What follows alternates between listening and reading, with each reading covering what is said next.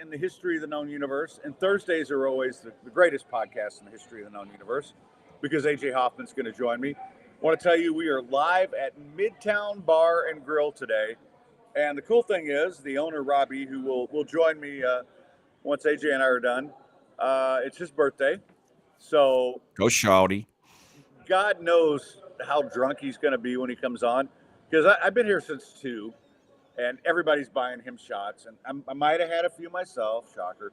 But uh, but yeah, so he's got to pace himself because he's got to be here till midnight, right? And so I was trying to tell him that, and we've all been trying to tell him that, and it's just like, oh, somebody else buys a shot. Happy birthday, Robbie! So if you want to come out and make things worse when he comes on, come on over to Midtown Bar and Grill, buy Robbie a shot, and get him drunk. So anyway, AJ Hoffman joins me. I'm not even gonna, do all my intro shit. Screw that. Just love having AJ on. Oh, Big Freaky Mike in the house. What's up, brother? What's going on, man? Just living the dream out here in the desert. It's cooled down a little bit, so that's always nice. But I'm dealing with some life stuff. Got a 16-year-old son with a driver's license, and he had it for about 3 weeks before he ran into a curb, and so that's you know how it is when your insurance already goes to shit as soon as you add a 16-year-old driver, and then something like that happens. Like, oh, great, fun times. So. Other than that, though, it's the football season grind, and now we've sprinkled in a little bit of college basketball too, and I'm going and blowing, baby. College football's almost done. That's a good thing, but then Is it really? Is it really? No, Because it's I'm not. kind of sad. It's a good thing for that's a good thing for me to focus on college basketball and the NFL, but it is like I love college football. I love the way it goes. But it is this time of year that, like, people talk about the sports equinox when all the sports are playing. This is my equinox where all the sports that I bet on are happening at the same time. Yeah. And it's just a drain, man. But I love this week in college football, conference championship week, and obviously there's already some teams that I have circled that I want to fade in the bowl games. One in particular we can talk about here in a little bit. They haven't even announced a bowl for them, but as soon as they do, I think there's going to be an opportunity for our listeners to make some good money. So. Yeah, and then I think there's interesting games this week as well. So probably a Heisman Trophy gets won this weekend, and it's a good sports weekend. Yeah, and there's a couple of games I really like that. I always love to bounce stuff off you. So we'll talk about that. But welcome in Chuck, B. Hannon, our buddy Raj. Raj, I hope you won money at poker last night. I got too drunk to go over. Flea and Zed, appreciate you guys. Yeah, I was actually going to go play last night, and then, so one of our new sponsors is Midtown Bar and Grill, and he's got a place upstairs that he's going to turn into a event room, and so we went up to a friend of mine who's in construction went up there, and so she was giving him a lot of great suggestions, and she also, Eva, who's on the show, you guys know her. She's also a great comedian, and she's going to do her comic sets up there, and we're going to do a concert up there and all that stuff. So I spent last night doing that and having too many shots. But that happens. Yeah, it does happen. I mean, it pretty much happens to me every day. And I just want to say one more time for those of you who are listening Monday, I really appreciate all the condolences. And just so you know, the funeral for Alexis is Sunday. And, it's been a rough week. And yeah, I didn't tell you about this, AJ, but my brother Mag's stepdaughter, who I guess is my stepniece, was killed in a car accident last Tuesday. Oh, no. And we were supposed to do Thanksgiving at their place. Which brother is this? Mag, the one who had the brain tumor that we lost connection for 17 years. Yep. Yeah, and he lives 4 blocks from me now, and so he and his new wife. I mean, I probably spend 5 days a week with him. Man. And it was horrible because we were going to all have. It was the first time her kids, because she's still got a couple kids in Mexico, right? And they were all going to come up, and we were going to spend Thanksgiving together, and have just awesome day, and so there was this horrible accident on I-10 where she got rear-ended by an 18-wheeler, and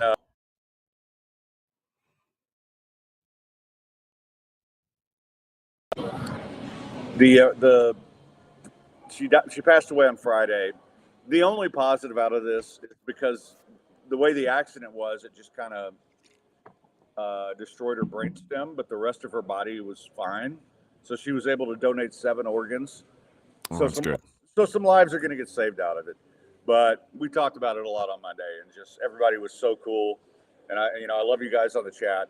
But yeah, it was heartbreaking, and it's it's been a fucked up year for me personally, because I mean but it's so bad for them because Annabelle.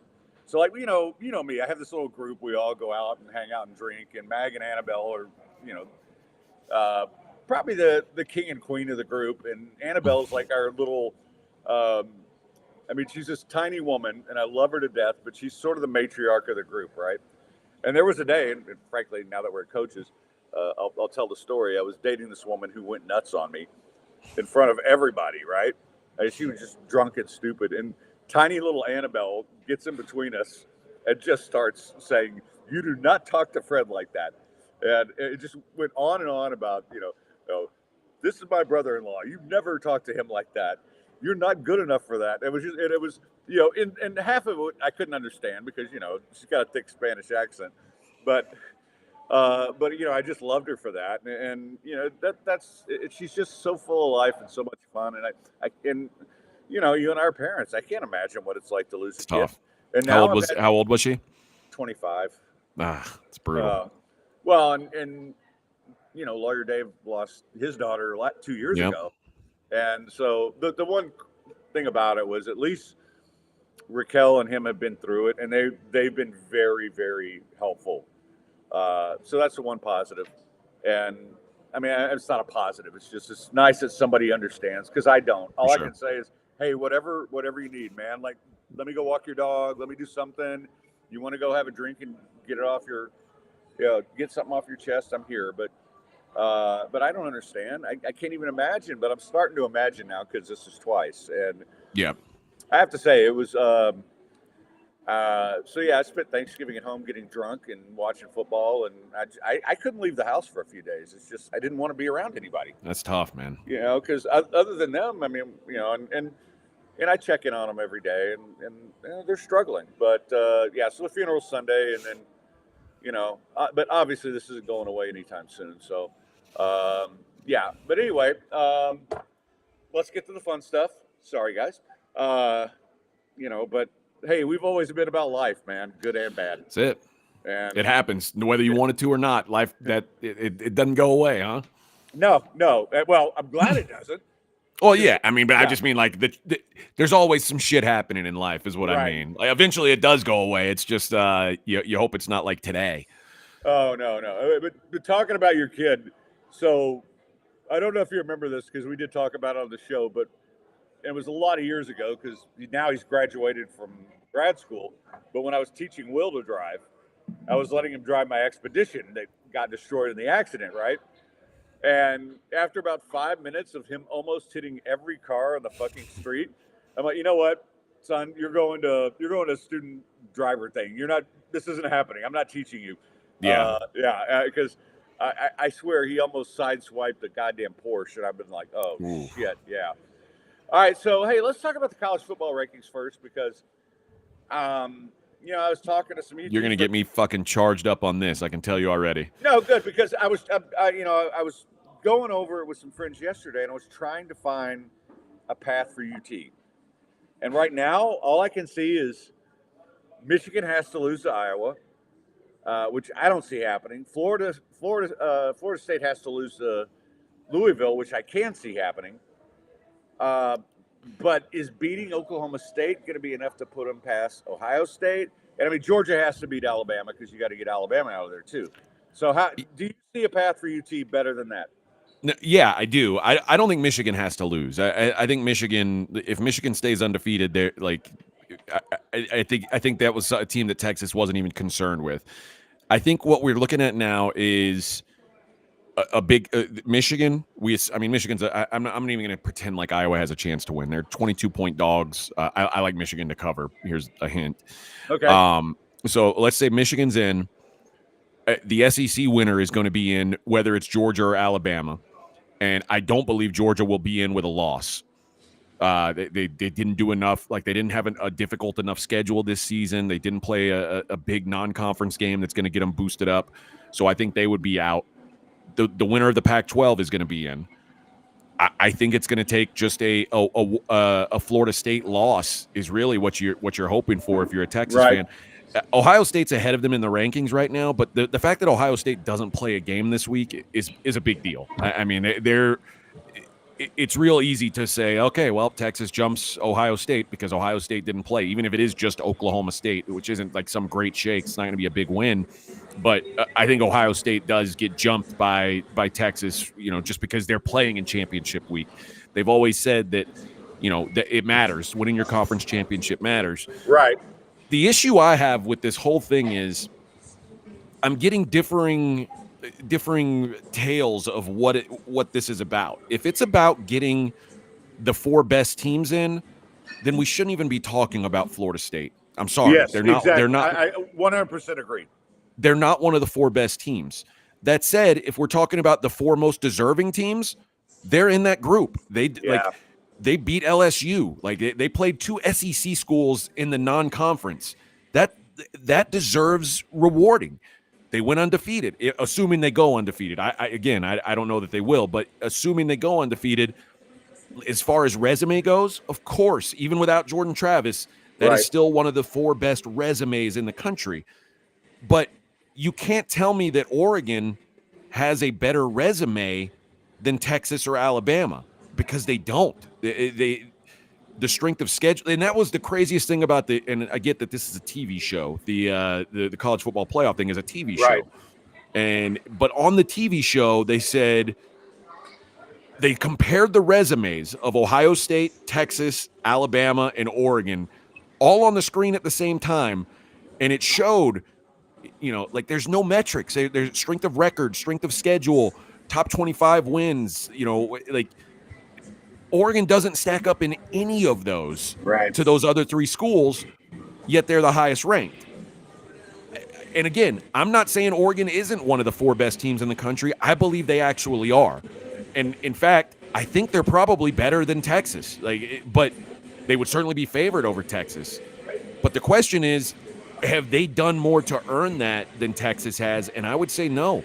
I think what you're seeing here is Texas, Ohio State, and Alabama all did something that Oregon didn't do, and that was schedule a major non-conference game, a marquee game. Ohio State went to Notre Dame and won. They won ugly, but they won. We can kind of remove Ohio State from the conversation because they're not going to be able to win their conference. They're not even going to play in the conference title game. Couldn't win their division. That's a bummer for them. But Texas and Alabama, if Alabama didn't play that game against Texas, they'd be undefeated right now, and there would be, like, win or lose, I think both SEC schools would get in at that point. Like, I think they would say, I agree 100%. Yeah. This is like this game, the SEC championship game doesn't even matter because they're both in. But they did. If they would have played Kent State instead of Texas, they'd be unbeaten. Instead, they played Texas, they got beat, and now they're in a position where they've got to fight. For Texas, I mean, you have to reward teams who go out of their way to play these big games. Because listen, that's what college football begs for. Like, you want ratings early in the season. You're not going to get ratings with Alabama against, Jacksonville State. Nobody wants to watch that. But when you've got Alabama versus Texas on a Saturday, everybody turns it on. People who don't give a shit about Alabama or Texas turn it on. Absolutely. And do you know how many teams have beat Nick Saban coached Alabama at home by double digits? I can't remember the last time it happened before this. It never happened. Yeah. This was the first time Nick Saban lost at home as the coach of Alabama by double digits. This was the 5th home loss in 15 years for Alabama, period. Even when he was 6-6 that first year, right? Yeah. I mean, so you can't look at what Texas did and say, it's a nice win, but the best win, and there's people who are arguing that the Pac-12 is the best conference. No. early in the season, man, the Pac-12 looked good. Everybody was winning. Everybody was ranked. And the reason they were ranked is because they were all 4-0. You know why they were all 4-0? Because they didn't play anyone in the non-conference. If you look at every team in the Pac-12, you stack up all of their resumes, the best non-conference win for any team in the Pac-12 was Washington State beating Wisconsin, 7-5 Wisconsin. That's the best out of conference win for the entire Pac-12. Like Oregon's best out of conference win was Texas Tech, a game that they were losing with 90 seconds to go. Yeah. They just didn't push themselves, and so everybody got boosted up. Colorado's undefeated. They're ranked. Now the Pac-12 homers are trying to argue, well, Oregon beat Colorado when they were ranked. There was never a day in the season where Colorado was one of the 25 best teams in the country. No. It was never even close. But because they beat TCU, who turned out to be trash. Exactly. That's it. They got this reputation, Dion and all that. I mean, it was immediate. They beat Texas. They beat TCU, not a bowl team. They beat Nebraska, not a bowl team. They beat Colorado State, not a bowl team. And they were like, well, shit, we got to rank them. They're 3-0. Dion's the coach. Yeah, and it turned out, oh, well, they just don't win any more games. That's it. That's what Colorado wins. So I don't know, man. Like we thought USC was good. USC wasn't good. UCLA, they were good early on. They weren't good. You can't be good if you lose to Cal and Arizona State. Washington State ended up not being good. Utah ended up not. They were okay, but they weren't really good. The one team in the Pac-12 that really exceeded expectations was Arizona. Right. And I mean, that's cool, but it doesn't mean that the Pac-12 was like the juggernaut that people thought it was early in the season. And they're like, well, they all beat each other. Even Oregon State, who we both thought was a good team early. No. Yeah. I think Oregon State's a good team. I just don't think they're as good as I thought they were. Yeah, me too. But listen, at some point it's either about eye test or it's about resume. It can't be both. And by having Oregon and Florida State ahead of Texas and Alabama, they're having their cake and eating it too, because Oregon doesn't have a better resume than either of those schools, and Florida State isn't a better. They're not a better team than those two. So no, it's just it's the situation's bad, and unfortunately, I don't see, like, if Texas was ahead of Oregon right now, and when Oregon beats Washington, they jump Texas, I can accept that. But as of today, for Oregon to be ranked ahead of Texas and Alabama is a farce. Well, and here's the other thing I'll say about Texas. We always talk about your losses, right? They barely lost to Oklahoma in a rivalry game. They lost in the last 15 seconds of the game. That they outplayed Oklahoma. There were so many little things in that game, weird turnovers, the fourth down, all that stuff. They were the better team that day. You've got to look at that and say, come on.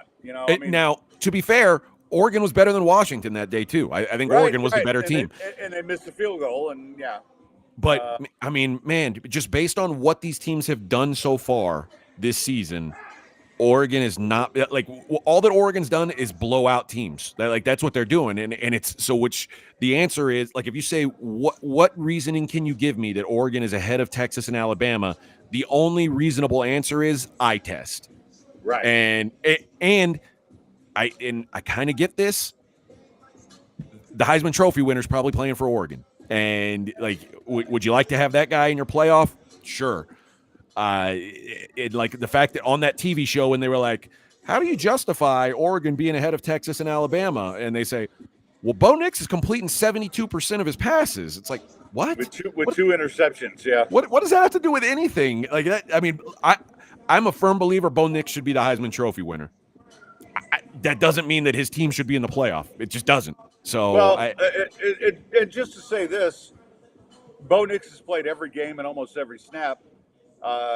Quinn Ewers didn't. I mean, Texas had to go through a backup quarterback for a while. And they knocked Texas because they only beat Kansas State by 3, which is that's a crazy thing to act like Kansas State is not a good win. And to beat them by 3 with a backup quarterback, yeah, like to take something away from that is nonsensical. So Yeah, you're right. I mean, Bo Nix didn't have to play every snap because there were games where they were up by 50 Right. and he But sat out the second half. every meaningful snap. Yeah. Right. Yeah. And it's listen, and there's people who are like, well, Texas, when Texas beat Alabama, it was a different team. Jalen Milroe wasn't Jalen Milroe yet. Maybe. And they're like, well, why did Jalen Milroe get benched against South Florida? And remember, I think we talked about this at the time. Jalen Milroe wasn't benched by Nick Saban. No. That was Tommy Rees saying, I think my guys can do better. And Nick Saban looked at the game and he said, okay, it's South Florida. You want your guys to play, you show me what they've got. And they were both absolute dog shit. And Nick Saban said, you see, this is why I decide who plays quarterback. You call plays for the quarterback I tell you to call plays for. And Jalen Milroe was one of the best quarterbacks in the season from that point on.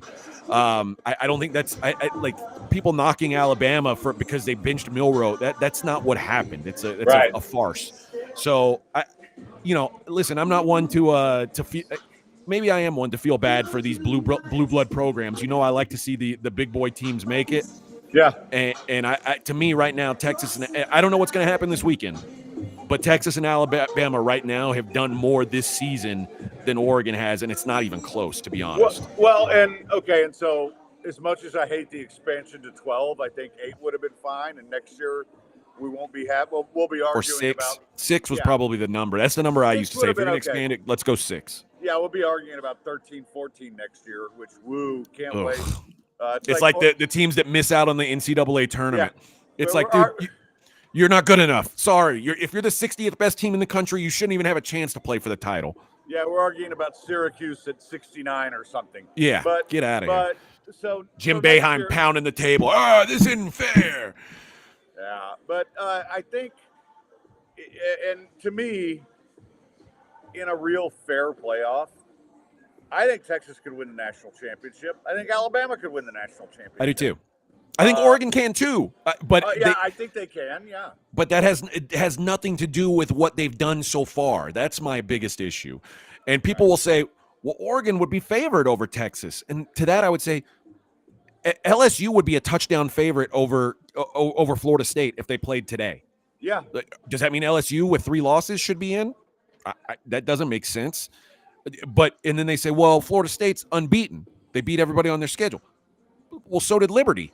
Why isn't Liberty in the national championship? Like, why can't they be in the play? Like, I mean, so whatever people want to throw at you, there's always some kind of bullshit, and that's kind of the thing that sucks about having people decide, who's in and who's out. That's why I always thought that the 6 would be good because every conference can be represented. You can have a wild card, and that makes sense to me. And if the wild card's bitching, you can say, hey, if you're a wild card, you should have won your conference. You want to bitch, win your conference next year. Well, and the thing is, 6 would have been perfect when we had a Power 5, but now we're down to a Power 4. And but now it's even better because now you can have the Power 4 conferences represented. You can have a G5 in every year, and you can have the best non-conference winner, but like a wild card, whether it's Notre Dame or it's the runner-up in the SEC or it's Ohio State, whoever it is. But that makes sense. You know what I mean? Right.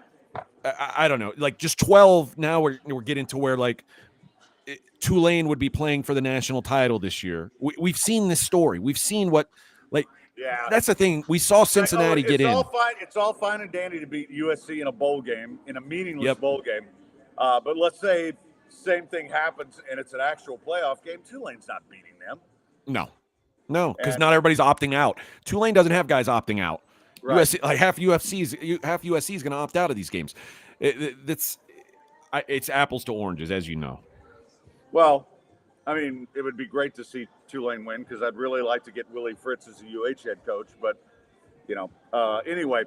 So before we move on, because I want to talk a little bit about a couple of the coaching hires, and then let's get into the championship week. But I got to tell you about Midtown Bar and Grill, our new sponsor. We'll be there every Monday, 415 West Gray. Great place, great food. Tommy, the owner, is fantastic. There's a patio out there, which dog friendly, so you can bring your dogs on the patio. And right now they're redoing upstairs to turn it into an event room. And my friend Eva's gonna have some comedy shows there. My band's gonna play some private shows there. It's gonna be a great setup. So But going by, it's really an awesome place. And if you just want to order food, I mean, they do a bunch of business on Uber Eats and DoorDash and stuff like that. Breakfast all day. Because I'll be honest, like I don't really have a schedule anymore. So sometimes at four, no, I mean like I'll sleep for a couple hours, get up, sleep for a couple hours, get up. But sometimes at 4 in the afternoon, I want breakfast tacos.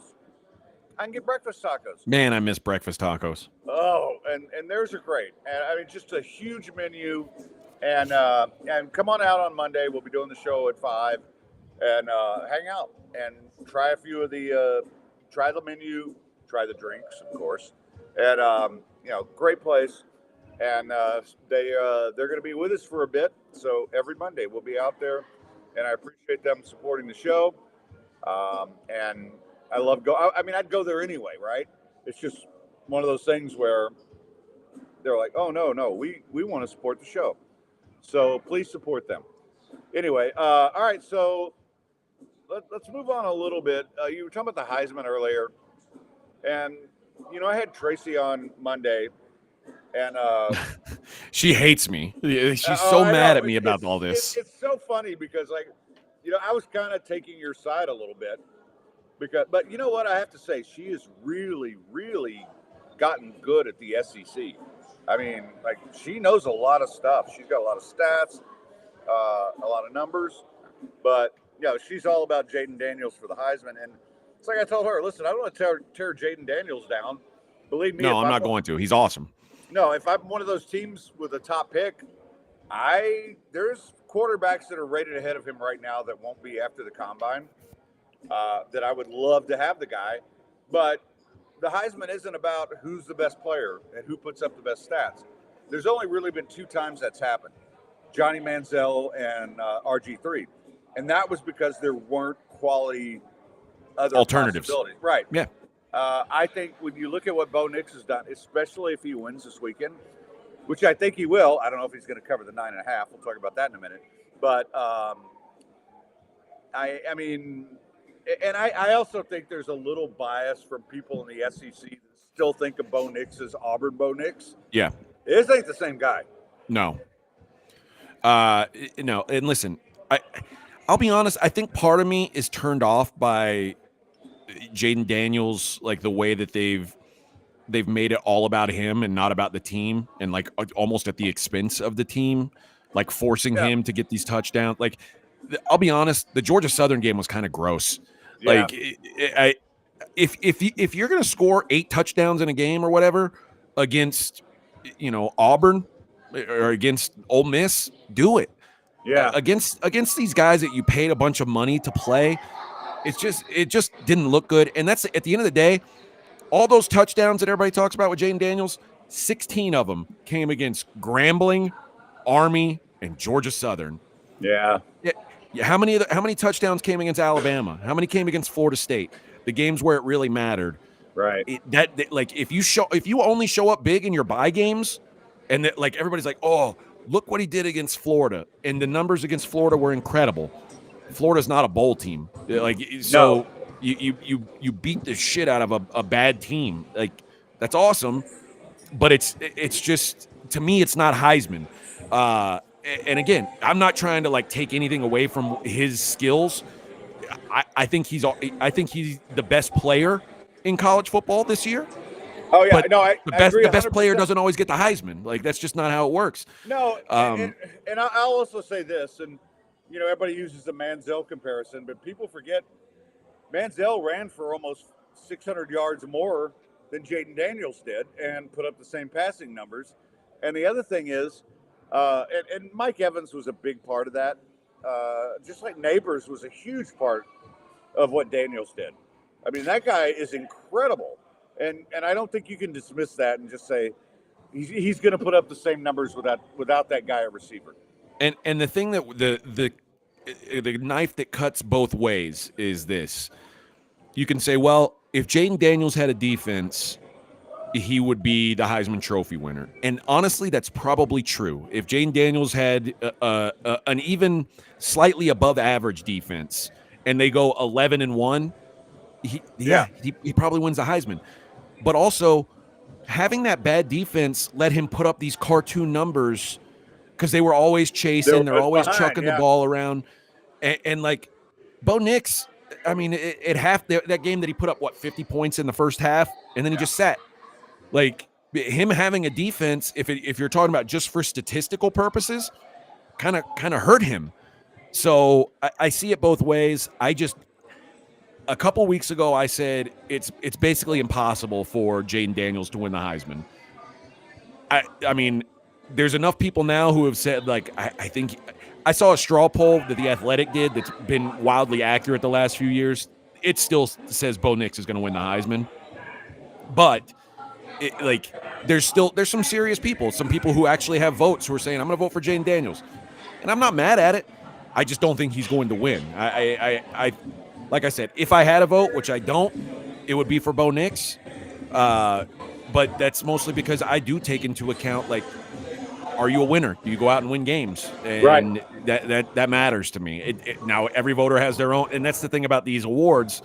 Every voter has their own definition of what is what makes you the best.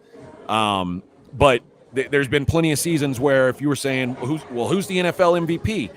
Well, why isn't it Matt Stafford? Oh, because he plays on the Lions and they're 3-13. Right. I mean, the numbers say he's the best. It's to me that's not what the Heisman is. And what's crazy is the guy who had the biggest Heisman moment he's got no chance of winning it. But what Jalen Milroe did on 4th and 31 against Auburn. Yeah. Oh my God. Yeah. That's a Heisman moment right there. Yeah. And like I said, I don't think Jalen Milroe wins it. But if Alabama beats Georgia, he might be more in the conversation if he has a big game against Georgia. And that's a guy. See that? Yeah. That's a guy that they'll look back at and say, "Holy shit, that 4th and 31 play! Like, who else does that? Who's Jalen Milroe throws the best deep ball in college football. It's incredible. No, people don't. That's an NFL throw that he made. Nobody in college football is making that throw, and they're going to look back and go, "Man, this guy. He ended up beating Georgia. He beat their biggest rival on 4th and 31 at the end of the game. That's like when you do the Heisman highlight reels, like that's the kind of play you can show, and it goes on the highlight reel that they show before the Heisman. So, I don't think he's going to win it, but I think you could put him in a conversation. It helped that Auburn imported the University of Houston defense for that play, but terrible coaching. I mean, that was just horrible. About that, couple of coaching hires.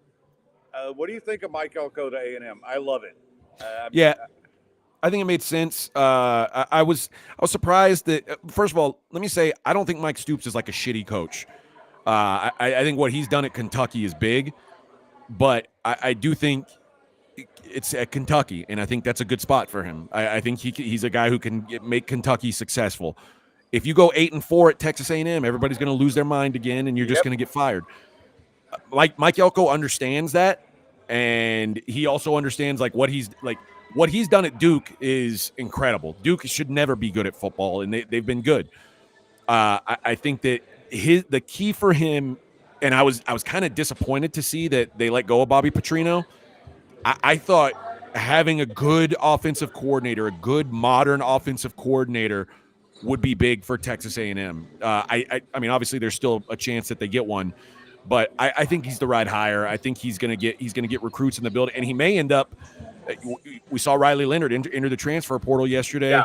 I'm sure A&M's on his short list. I would guess if I had to say two schools versus the field, I would say Texas A&M, Notre Dame versus the field is about even money. Because I heard Notre Dame today, and that he's at least talking to them. So. So that's what I would expect to happen. And if he gets Riley Leonard, man, you're already better off than you were a year ago. So because that's been a big problem for A&M since Manziel is finding a quarterback. And Riley Leonard's a dude. I don't care how many stars Connor Wegman has. He can't play. No. I mean, nope. He's a poor man's Garrett Gilbert is what he is. And they need so. And I know that this kid can play because I've seen it at Duke. And how about Elko having a great defense at Duke? Which how do you do that with those kids? Yeah.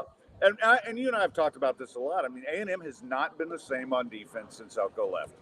And no offense to DJ Durkin, who has a great reputation, but his defenses weren't good. So I love that hire. I mean, it may not work out. We don't know. And then University of Houston fires Dana, which, I had About mixed feelings. time. I know. I mean, like the entire UH fan base and alumni base was done with him, but he's also a drinking buddy. So I'm kind of, it's kind of I hard. get that. He's a Yeah. good dude, but Yeah, man, you understand that. So from that perspective, I was kind of bummed, but I know they had to make a move. And of all the names I've heard, Willie Fritz excites me the most, even though he's 63 years old. yeah, I like. I don't know if it might be too small time for them, but I think Jeff Traylor would be a good hire. Well, they've actually interviewed him twice. So okay, yeah, he's to me that's. I will take him or Willie Fritz tomorrow. I don't want Gary Patterson. I don't want Cliff Kingsbury. I'd really like to see. I'd like to see if I had a choice, it'd be one of those two guys.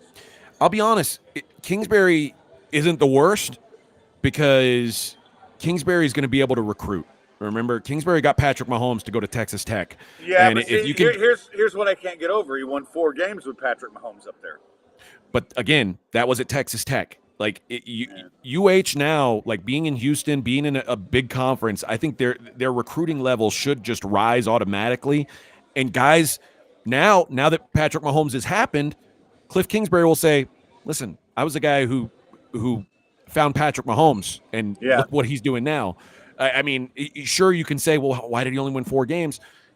But he had a horrible. He still defense. found Patrick Mahomes, and it's not like Patrick Mahomes was a bad player in college. So I don't know. I don't know that Kingsbury's like how serious of a candidate he is, but I don't hate the idea of it. I actually think he's pretty solid. No, I don't dislike it. Those are my preferences, right? Fair enough. I would love to see and Willie Fritz has got experience in Texas. He got to 2 championship games with Sam Houston. I like that. And as you know, with Texas schools, you better have some Texas ties. And that's why I like those 2 guys the best. And Cliff has that. So I guess I wouldn't be mad. I just don't think I'd like Gary Patterson. And it's just, I just think hiring, and that's the thing that worries me the most about Fritz is I don't know that hiring old is the answer in Houston. Right. I mean, there's been a lot of talk about the Michigan OC because he's from here, which I wouldn't mind, except I think he's going to wind up getting the Michigan job when Harbaugh leaves, and the Oregon OC, which, again, I don't mind names like that, and maybe I'm being semi-conservative when I say Willie Fritz because I know what he can do. Yeah. But I am concerned about the age. I mean, because it's going to take a couple of years to turn this thing around. And suddenly, if you're 5 years into this, we're talking about a 68-year-old coach.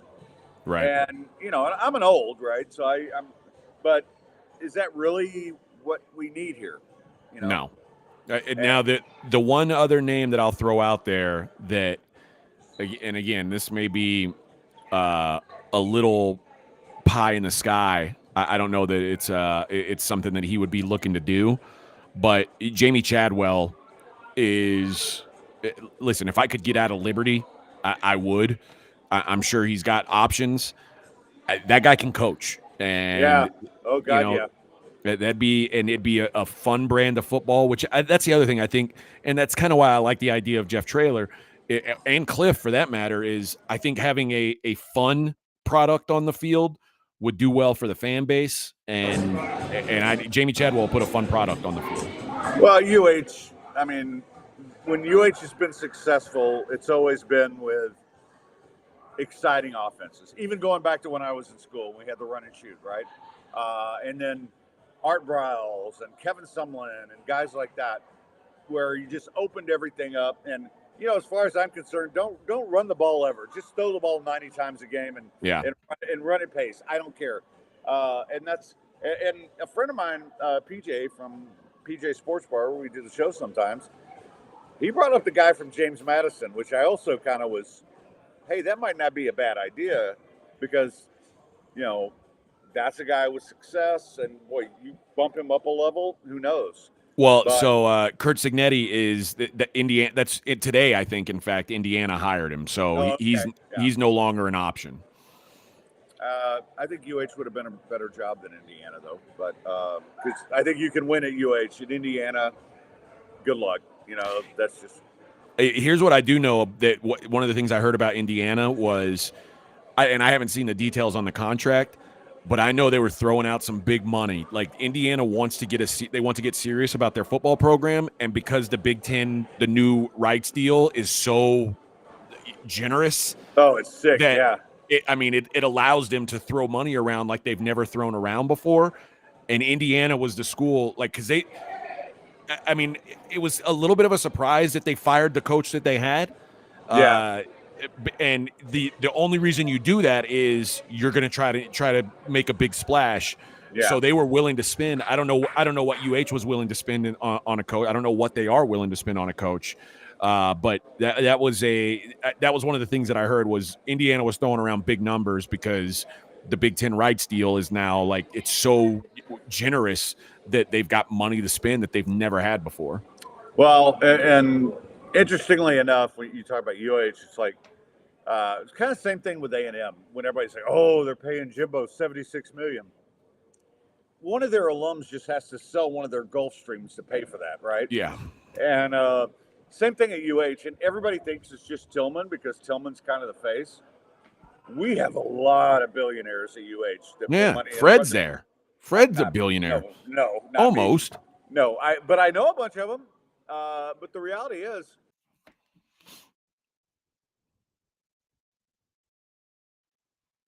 it was basically going to have to be a Tillman thing because Tillman's the one who pushed him. But the other guys are like, because I had a friend from UTSA who said, "Oh, well, we're going to give him a big raise. You can't afford him." I'm like, I hate to tell you this, but we really can afford whoever the fuck we want. I mean, yeah. It's just a matter of who puts the money up.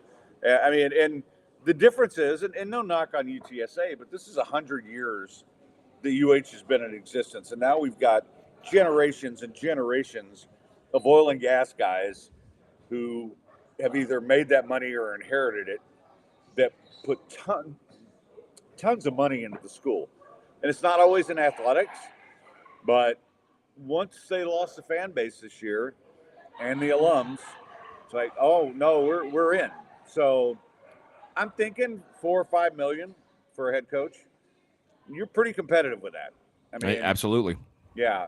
And the Big 12 helps, and the fact that you're in Houston, and it's so funny because they always talk about, if you just recruit Houston, the thing is,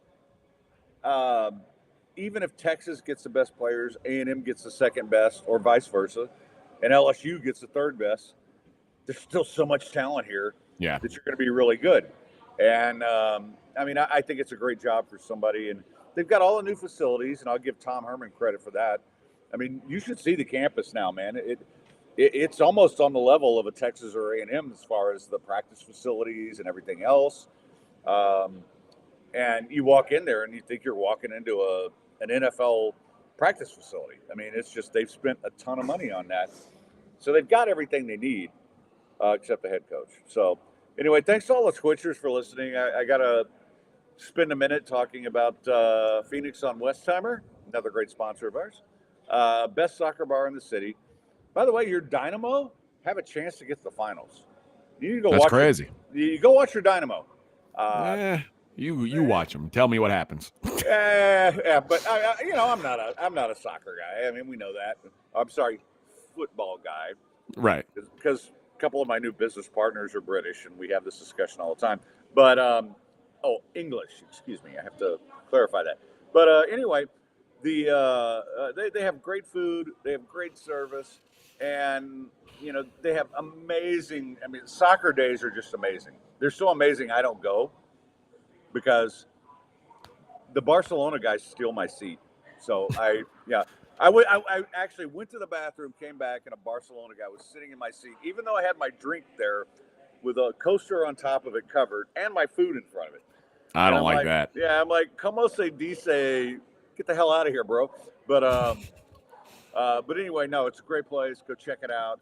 I'm there a lot. Whatever you do, go ask what the lunch special is that day. Well, it's not lunch; it's lunch, dinner, and all day.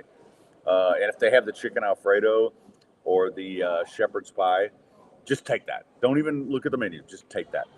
All right, so that's Phoenix on Westheimer. Okay, so let's talk a little bit about the games this weekend. I've got a couple I love. All right. But as always, I want to hear your take first because, you either talk me out of stuff or you confirm what I think. So what's your favorite bet of the championships? I like the under in the MAC championship game. Basically, and it's a season where basically every MAC team has lost their quarterback, including Miami losing theirs when they played Toledo the first time. Gabbert, the Miami of Ohio still held serve. Since that injury, they've got the best defense in the conference. They allow 10.5 points per game in conference play. The 21 points they gave up to Toledo was the most they gave up all season. Their quarterback, the backup quarterback, Avion Smith, is dog shit. He's bad. But this is a game where I think defense is going to win out. I like the dog at 7.5. MAC title games since 2005, 13-5. That's 72% to the underdog.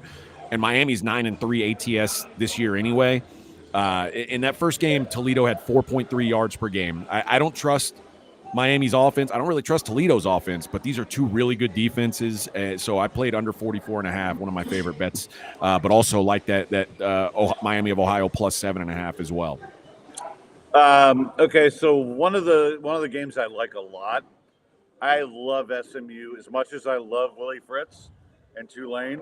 I love SMU in that game. Tell me I'm wrong.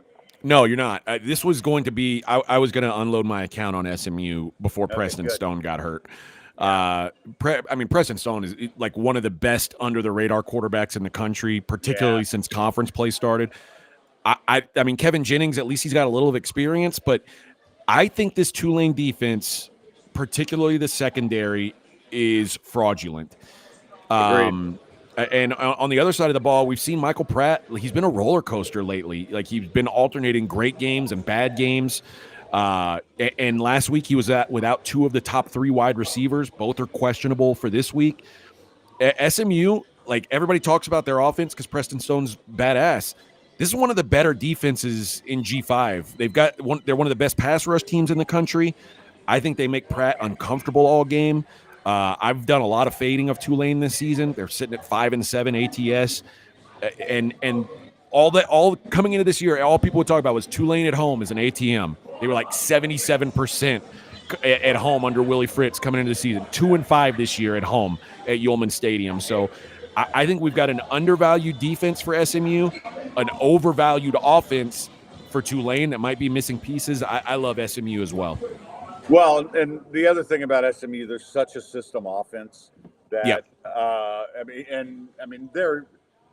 this is a guy who should be looking for a better job too in Rhett Lashley, because he's got everything we were talking about earlier in terms of an exciting offense. It's like, I think he's kind of the next Lincoln Riley, to be honest. I mean, he's that good. So yeah, I love them in that game. The other one, I do think Oregon wins, but to me, 9.5 is too much. Dude, think about this. That game, they played on October 14th. Right. Washington closed as 3-point favorites.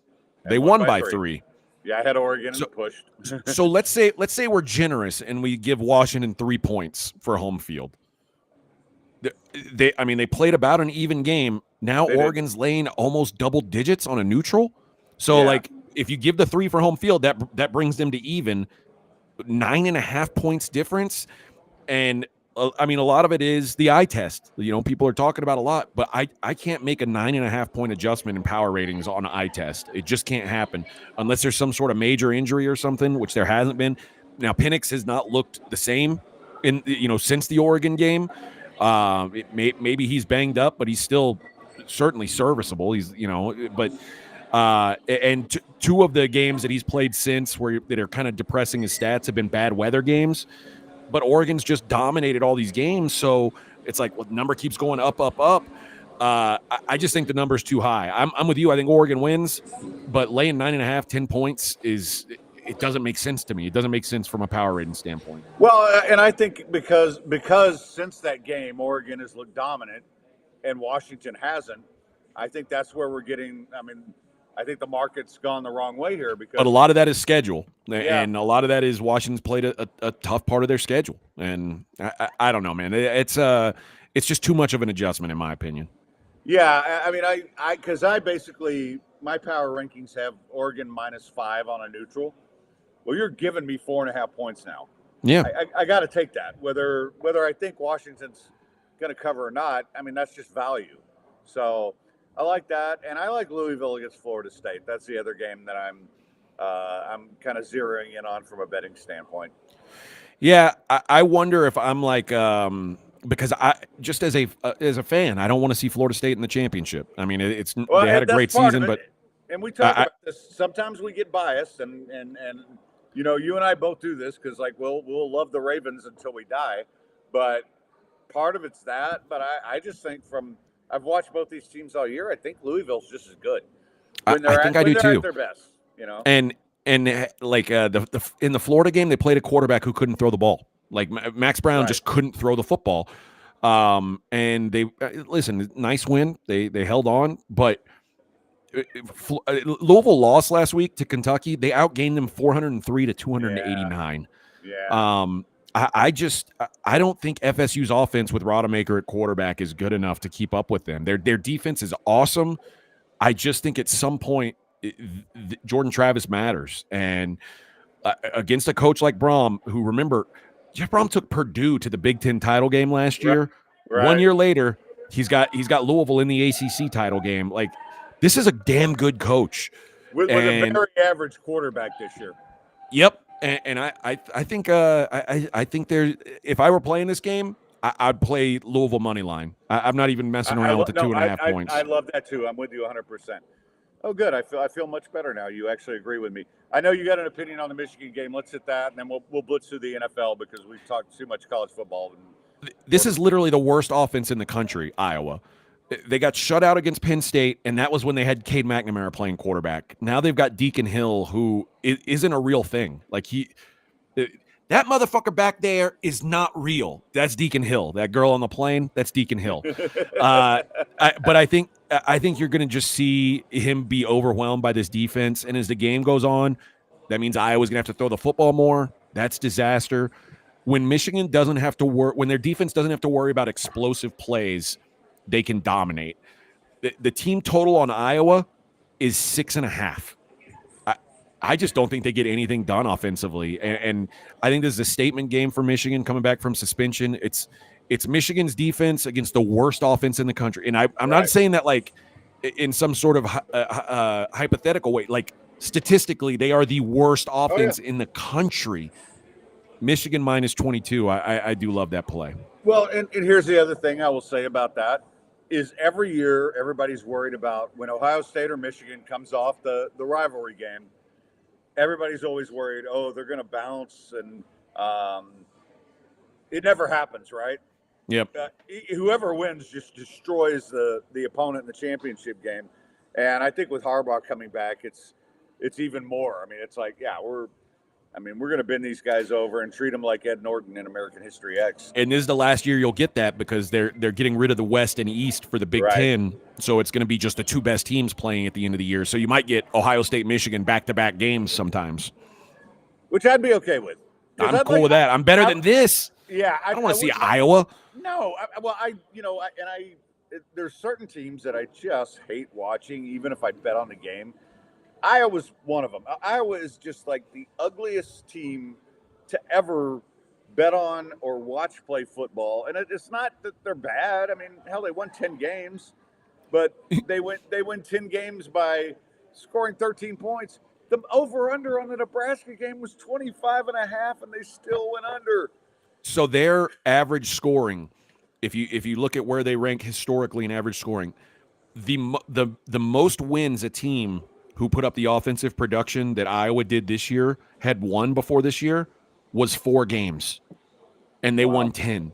Like, it's just not sustainable. It's just not real. But they always have that weird game where they get 4 interceptions and score on defense and then wind up winning. And I just don't see that happening against Michigan. I mean, they can ugly up a game. Yeah. Hell, their games are uglier than me, which is saying a lot. But yeah, I just don't see that happening. All right, let's just switch to the NFL because listen, guys. We both love college football, so yeah, we went too long on that, but who cares? I mean, you guys might care, but I don't. Seattle, Dallas tonight. It's your show, Fred. I know I can do whatever the bleep I want. I just can't go 15 minutes over anymore, which I found out the other day because it cut me off. Oh no. Yeah. So I can do an hour 15 or hour 14, but and so we're at 50. We're fine. Anyway, everything tells me to bet Seattle here, and especially since the number's gone up. But the one thing about Dallas is, boy, they beat up cripples. And short week, the one bet that BC gave me today that I really like was Tony Pollard over 22.5 receiving yards. But if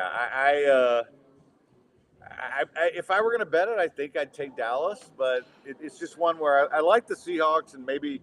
And, we talk about bias. I've loved the Seahawks all year. Maybe it's just that.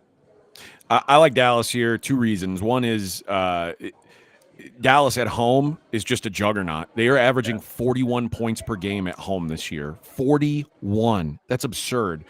But the second reason, that's crazy. Yeah. The second reason is Geno Smith. I think I talked about this when, I've talked about it before this season for sure. Geno Smith, I circle him and like, what defense are you going against? Yeah. Nobody has a bigger drop-off from how they do versus zone defense to man defense than Geno Smith. Geno Smith versus man defense drops like almost his production's almost cut in half. And nobody plays more man than the Cowboys do. So I think it's a rough night for Geno Smith. I think the Cowboys offense just continues to roll. And I think Dak is aware now that there's real conversation about him being the MVP of the league. Yeah. And if Dak wins an MVP, all the perception that's happened in Dak's career goes away because Dak is now an MVP winner. And all the shit talking people do and the memes that people make will go out the window because Dak won an MVP. And I think they might look to put up some yardage, some big numbers here for Dak. I think the talk will go away until he loses in the first round of the playoffs. Yeah, probably, but he'll still have an MVP. Yeah. And Flea wants me to move my head so he can watch the show going on the screen behind me. I don't know what's on behind me, but anyway. All right, so let's look at some of the other games. Indianapolis and Tennessee is kind of interesting. These are 2 teams I've kind of avoided betting on all year. You got any thoughts on that one? If you said ask me one game that I don't have a strong opinion on, it's this one. If I had to make a bet on it, it'd be the under 43. I hate Will Levis. Both these teams are good against the run, and both teams obviously want to run. And the first game was 23-16 in Indy. That was with a healthy Tannehill playing. So that landed 39 with a healthy Tannehill. Now we're saying 43 outdoors with Will Levis. I think the under is the best look in that game. All right. The Chargers, who I'm done with, they're an ex-wife to me. Chargers at New England. You can't lay 5.5, 6 points on the road with the Chargers. They're not good enough. That said, I don't want to put money on New England right now. Bailey Zappi? Yeah. Yeah. There's going to be rain, high of 50 degrees. You've got 2 teams that either can't or won't run the football. Keenan Allen was a DNP at practice with a quad injury.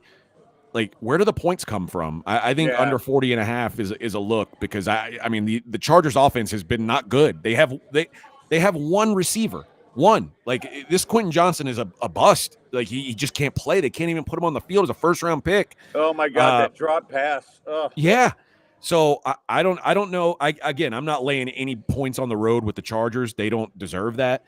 But I think under 40.5 is a good look. If you take the combined score of these 2 teams, like what they've done on offense in the last 2 games each, it adds up to 43 points. And the total in this one is 40.5.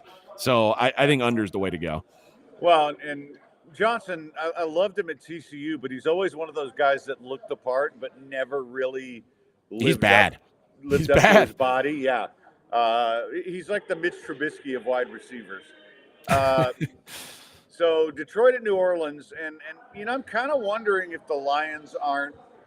I think they maybe peaked already, but God, I don't trust the Saints for anything. Yeah, this is the first time in like 3 weeks that I've looked at a Lions line and said, this isn't like normally I'm looking at them like this is crazy for the Lions. This is way too rich. Against the Saints, I don't know. They're just stuck in the mud offensively. Yeah. They're so bad in the red zone, and part of what I've been looking to fade Detroit for is I don't think their defense is as good as people thought it was. Run defense is okay, but they've got a really shaky secondary. I don't think the Saints are good enough to take advantage of it.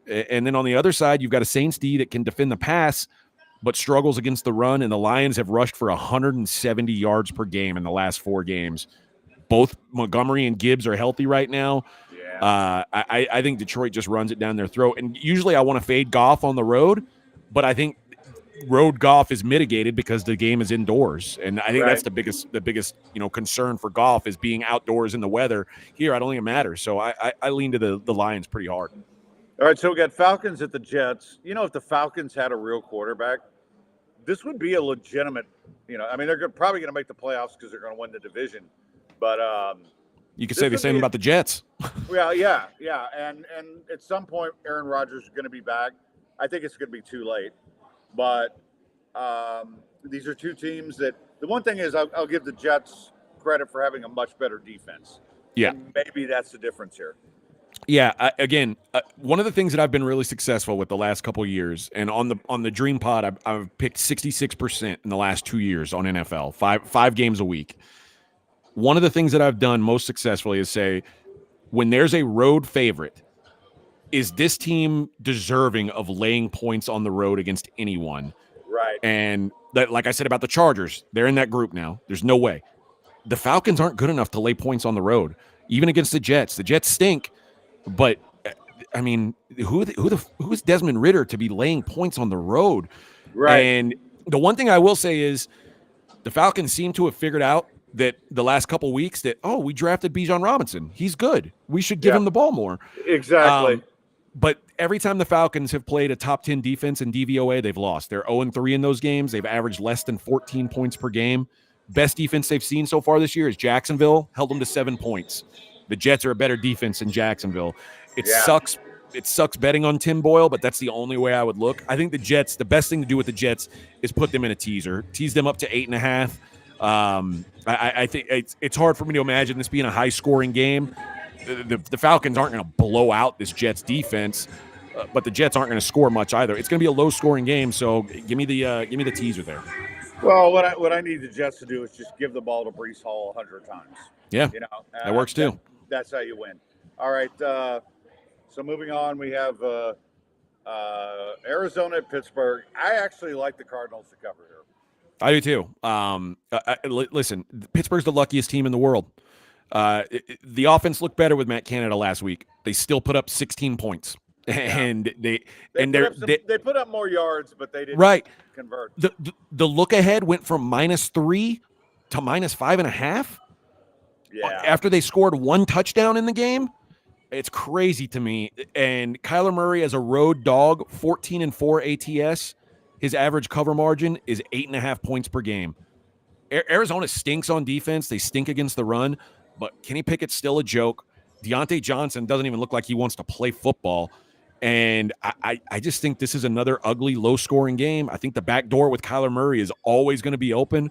So give me the Cards plus 5.5 here. Yeah, I'm with you 100%. I'm trying to find something to argue with you with, so hopefully it'll come up. Let's see. Hang on. Sorry, my glasses are not. Miami at Washington.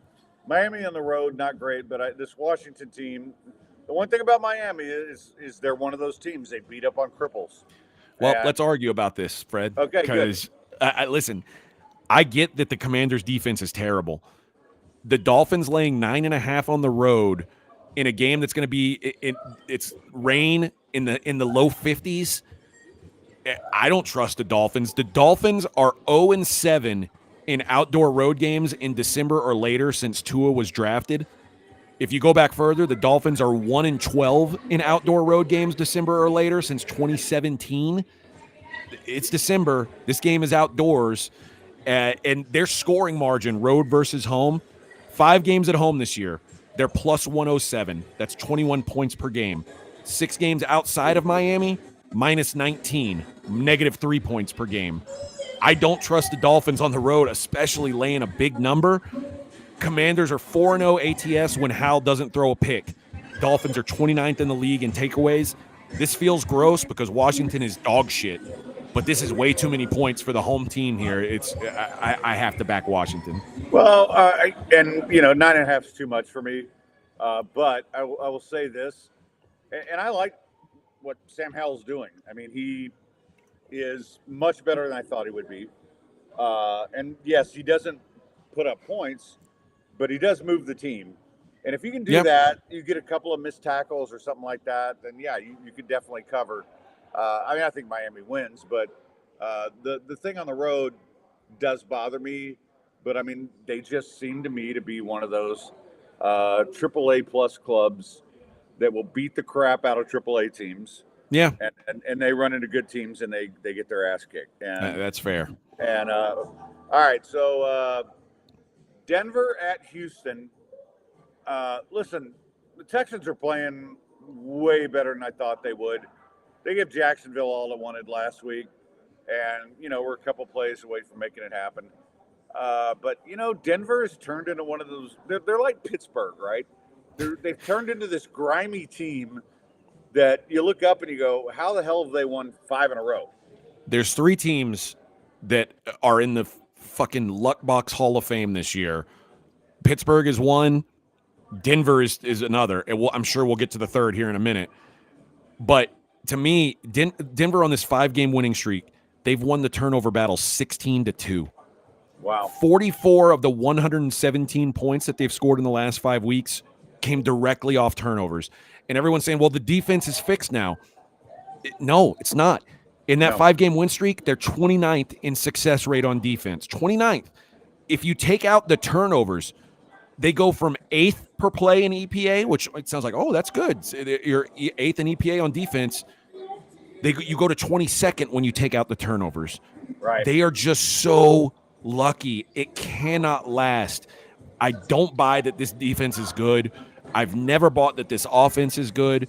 They're so conservative. It sucks the Texans lose Titus Howard. That they've dealt with offensive line continuity stuff all season long. George Fant was playing better at right tackle than he was anyway. So, but you know what? They're getting healthy at wide receiver finally. If Dell plays, like they haven't had Collins, Dell, and Noah Brown on the field at the same time since week 1. Yeah, I think that could be a huge deal for them. Denver is a fraud, and I'm going to keep fading them. It might buck me, but I just don't believe in them. So I like Houston here. Well, you know what they remind me of is like the Vikings last year were 11-0 in one-score games, and this year they're 5-6. That's Denver. They're the 11-0 from last year. Carolina at Tampa Bay. Nothing really here for me, but maybe you have something. No, nothing big. I know. Carolina may get that new coach bounce. They're still just so devoid of talent. I think with Deuce Staley being fired, I think he was the reason why we were seeing so much Miles Sanders, even though Chuba Hubbard was clearly better. Yeah. So maybe we see more Chuba Hubbard. That out. Yeah, I want to see more Chuba. And then the Bucs are just like 3 starters: Levante David, Jamel Dean. Like they've got a bunch of guys who are probably not going to play like on defense. And Baker Mayfield was banged up too. So if he isn't 100%, I think we're getting value on Carolina. I'm not rushing to bet the Panthers because I just think they're garbage. But Tampa's 1-6 since the bye week. And if you're ever going to see life out of Carolina, this would be the week. So I certainly lean to Carolina. Yeah, the only thing I would say, and again, I have no opinion on this, but the only thing I'd say for Tampa Bay is they can still win the division, believe it or not. Yep. So Cleveland at LA, and you talk about lug boxes, that's Cleveland. But the Rams, I just, as much as I like that team, it's just, there's just something missing there, and I can't figure it out. I'm going to be on the Browns. I know now that I know PJ Walker's not going to play, I'm on the Browns. Like If DTR starts, I like catching 3.5. If Joe Flacco starts, I'm okay catching 3.5. I just Yeah, didn't want to have absolutely. to. I didn't want to play the Browns and have to count on PJ Walker. Well, Myles Garrett's. the one thing about DTR is you can always count on him taking off and running and Yep. making plays. Like I agree, and you can. He was safe with the ball, and he didn't Right. take sacks. PJ Walker, as soon as he came in the game last week, took like 3 sacks and gave the ball away. He's just not an NFL player. Sorry, Roughnecks fans.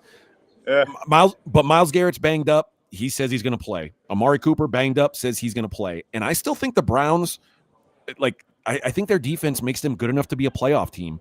Their schedule lines up for them to win some games, and get into the playoffs for the Browns is a big deal. They've been in the playoffs once in the last 20 years. Right. Stefanski could be the second Browns coach. Well, he would be the first Browns coach since the 80s to go to multiple playoffs in his career, like with the Browns. Yeah. The last guy to do Schottenheimer, right? Schottenheimer, yeah. Who remember? Like, think about this. Now that you know the history of the Browns since this, Art Modell basically said they'd made the playoffs 4 years in a row. They couldn't beat the Broncos, so they said we need to mutually agree to part ways. And they moved on from Marty Schottenheimer, who immediately got hired by the Chiefs. And the Browns have been to the playoffs twice since then. Like, it lost their franchise on top of it. It's so dumb. But Stafford also goes from the fifth highest graded quarterback when he's kept clean to the 18th best when he's pressured. Obviously, the Browns, the best pressure team in the NFL. So I like the Browns here. All right, so we got 1 minute left, so I'm going to let you blast through these last three. We got 49ers and Eagles. I love the new scheduling where the Eagles have to play Bills and Chiefs and San Francisco back-to-back. What do you think of this one? The Eagles are the third luck box team. This is a bullshit team. And now their defense was on the field 92 plays against Buffalo. They should have lost that game. Fletcher Cox got hurt. Jordan Davis got hurt. We don't know if Lane Johnson's going to be able to play. The 49ers have extra rest, and they're going against a team that's just got to be out of gas. I faded the Eagles last week with Buffalo plus 3.5. I won it. I know a lot of people got the 3. Sorry. But I believe this Eagles team is one of the luckiest in the league. They're not good enough to keep winning all these coin flips. They've got a road trip to Dallas on deck. They're coming off an overtime win. I'm fading the Eagles here. I like the 49ers. Love that play. Okay, KC at Green Bay. I like the Packers. They're quietly playing well, and I just don't trust the Chiefs to get separation from anybody. The Chiefs laying 6 on the road. I just can't trust them to cover big numbers. Their offense is terrible. So, and Packers have extra rest, home field advantage. Chiefs have look ahead to the Buffalo game. I like the Packers here. All right, and finally, Cincinnati at Jacksonville. 30 seconds. Go. Under 38. Dog shit offenses. Yeah. Yeah, that's fair. All right. Listen, AJ, great job as always. I promise I'll touch base with you this weekend on some other stuff. But you do such a great job. Love having you on. Love you, brother. And thanks again. See you guys. All right. That's going to wrap it up. Thanks to everybody for tuning in. Thanks to all you Twitchers. You guys are awesome. All the Blitzers and all the whatever you want to call yourself, Falconcasters. I got to shut it down because we're in an hour and 14 minutes. Anyway, love you guys. Thanks for tuning in. See you Monday. We'll be at Midtown Bar and Grill. Please come out if you're in town. You will have a blast. Until then, stay sportsy. Gulf Coast Badasses.